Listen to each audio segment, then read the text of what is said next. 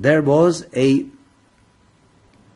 you could say, fine evolution, where everything was in a state of transparency. Later it condensed.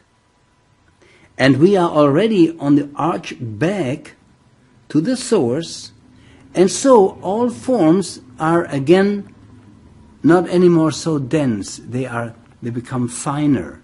They become more sensitive, transparent, like shadows almost. It will be that way. It will be that way. So we can say that there is a link in us with that unspeakable, unthinkable. But thinking leads to it. And then, like a raft, or like a boat, like a ship, you, so to speak, leave it when you have reached the other shore, but you don't take it on your shoulders with you. No, you don't need it anymore. This is the teaching. That will lead you, this path to God will lead you to true immortality, which in fact you are. So if you are it, why are you here? Because you didn't know. Ignorance. Jesus said, the truth shall set you free, and right he was. And this is the truth. Now, many people say, and preachers and so forth, oh, I have the only truth. There is only one truth. That is true. But what those people don't know is there is only one truth. But it has many facets. And you see, these many facets are the religions of today, into which this truth split. And so the time has come, dear friends, to unite all religions, all sciences, all philosophies under that one truth, now reawakened in the book of light. Now this link to the unspeakable, to the unthinkable, yet it exists. How is it? Find it out for yourself. Detach yourself in meditation from everything that you are aware of. Of what are you aware? Of the body. You only need the body to become immortal. Not immortal in the body, but to attain immortal awareness. Because you compare, you can see what arises and passes away cannot be you, otherwise you wouldn't experience the arising and passing away. I mean, it's so simple that a simple shepherd became enlightened, the teachings of the Buddha, like this. Oh, the Buddha didn't mean that there is no self. He just said, whatever you are aware of cannot be you, because there's you and that which you are aware of. Now, if you want to be that you have to detach meditation from this non-you, from this not you, from this not self, and this is anatta. And confused Buddhists, led by the Dalai Lama and other confused people, they thought the Buddha taught there is no self, there is no being. Well, if there is no being, there is no liberation. From what? If there is no being, there is only one life. You may live it as you want. You see the crime done to the teaching of the Buddha by people like the Dalai Lama, who taught that teaching that the Buddha said there is no self. This is rape. This is rape of the teaching of the Buddha. But you see, I don't want to become too emotional, because when you speak about truth, it's better to be neutral. It's better to be calm. So let's calm down. Let's relax and see what's happening. What are you? Who are you? We have in Sanskrit the term Atman, which means the spirit. Now, we call it, in the Book of Light, the monad, the being, the Tathagata also. We will come to that. Obviously, it's not the body. Otherwise, you would know of everything that's in the body. If you are the body, you would know how the liver works, you would know how the heart works, you would all this without even one thought to it. Because if you are something, you are that something. And so, of course, you have a body. And because we have schools and universities to, study what that body is, what it does, we find out that this body does things on its own. Or do you tell the heart to beat, the lungs to breathe, the blood to circulate? No, you don't. They do it on their own. They have their own law. And especially in meditation, you will see, when you meditate, you observe your breath, you will discover that you're not even breathing yourself. It breathes you. Think about that. We are talking here about a detachment process, dear friends.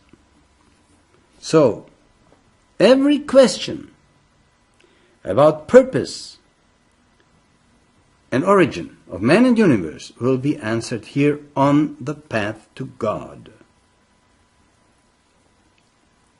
Now, this self, called in Sanskrit Atman, comes from somewhere, from the core, from beyond Atman. Beyond Atman is Paramatman. Param Atman with an M in between, like a link, Paramatman. That is, this part is timeless, eternal. When I say it is timeless, it is a timeless core that has no beginning and no end. This is true timelessness, not something that has a beginning and no end. Such a thing does not exist. As much as surgeons would like to, or people who inject Botox in their faces and their bodies to keep it eternal or whatever. Such a thing does not exist. What arises must pass away. There is no exception from that law. You would not even be aware of the arising and passing away if you would be that which arises and passes away. It would be normal to you. When the time comes, you would say, sorry, I just have to die. Bye. No, people are afraid to die. Everybody is afraid to die. Why? Because everybody, or almost everybody, identifies himself with that which dies, which changes form. Now, dear friends, here becomes highly philosophical and scientific. Mula Prakriti is root matter, per se non-atomic. When the beings awake again, they touch, you could say, they fructify or they impregnate root matter. And structures appear. Root matter is formed in atoms and so forth. So you see, this is where we all come from, and where we are going to is the core of everything. And this core, dear friends, sought by the scientists somewhere in the universe out there. Well, they can spend billions and trillions of dollars as long as we pay them, let them do it. They will never find it anywhere out there. They will never find a core. The core is in us. The common core of the universe is in each being. You experience it at meditation. You can fly with your rockets out there in the universe and can spend trillions of dollars. You will always be the same distance to the core than before. Basically. But when you sit down, when you see a holy man meditating, he is in the core where the Big Bang started. A so-called Big Bang, which is the awakening of all beings, which is interaction of all beings with root matter. This is how the forms are born, because it is a consciousness. So consciousness gives you the idea of matter, but in truth it is just different vibrations. So if vibrations are similar, then you have the feeling, oh, this is a table. So what is with an X-ray? To him that's nothing. Go through it like nothing, or through a human body. Because there are gaps between the atoms and between the particles. So for an X-ray, he just sees you as made of gaps. So it's all relative. It's all a state of consciousness. Now this is the you could say the first column of the Book of Light that there is a core, and that there is all beings, and that there is root matter. These three are basically uncreated. See, what religious people claim of their God. So you ask them, who created your God? No one. He was always there. Good. Book of Light teaches everything is always there, was never created, and changes form according to state of desire. And then there is an arising and passing away. So all the vehicles that we are surrounded with are taken constantly from us. And because we identify with those vehicles, we have fear of death. And the Book of Light, this path to God, takes from you the fear of death. This is the Book of Light.